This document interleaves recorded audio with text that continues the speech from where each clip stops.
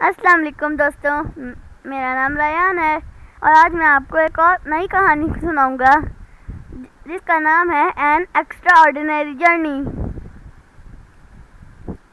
One night as the Prophet ﷺ slept next to the Kaaba, the Archangel Jibril woke him and took him on a strange white-winged animal called Buraq lightning.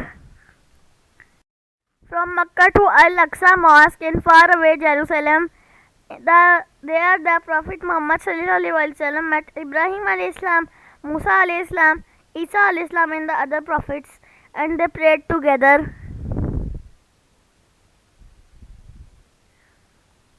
Then Jibreel alayhi took the Prophet ﷺ through heaven's gate, where he saw countless angels. One was Malik, the keeper of hell, who never smiles. Malik gave the Prophet a glimpse into hell to let him see the misery of those who suffer there. The angels then took the Prophet ﷺ to the seven heavens one by one.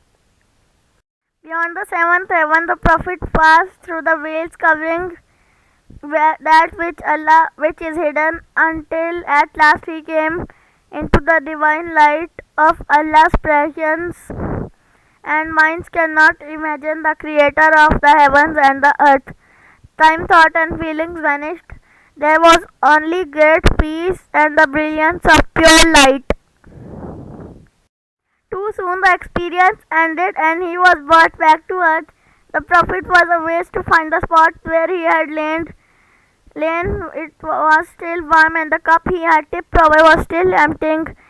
This incredible experience has taken place in less than a moment. The next morning, the Prophet ﷺ told the Quraysh what had happened. They did not believe him. Many Muslims were amazed and wanted the Prophet ﷺ to explain how such thing could happen. What the Prophet's description of Jerusalem and the caravans he had seen on the way back to Makkah convinced him that he was telling the truth.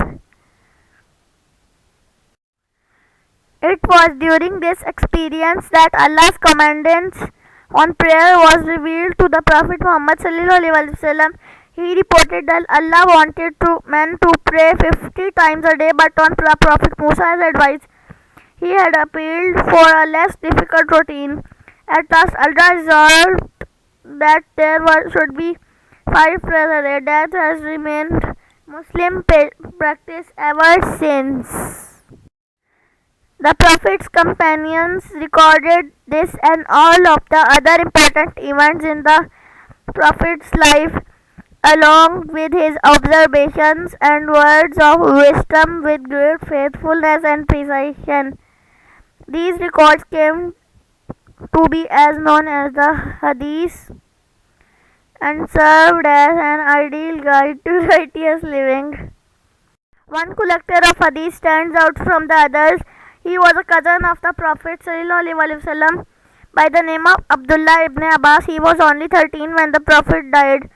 It said that he memorized no less than 1660 sayings of the Prophet and would go to as many as 30 companions to make sure that his version of each hadith was correct. Once when he went to check on a hadith previously unknown to him, he found the companion having his afternoon nap. Not wishing to disturb him, he waiting outside in the heat and dust. When the companion came out, he said, "O cousin of the Prophet, what is the matter with you? If you had sent for me, I would have come to you," replied Abdullah. "For knowledge is sought, it does not just come."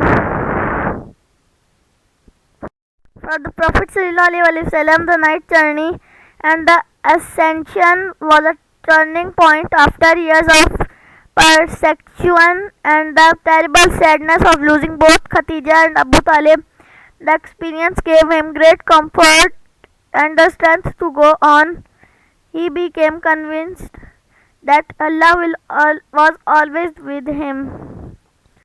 This is the end of our story, and there are some questions. Read the questions and answer them in the comments. Comments.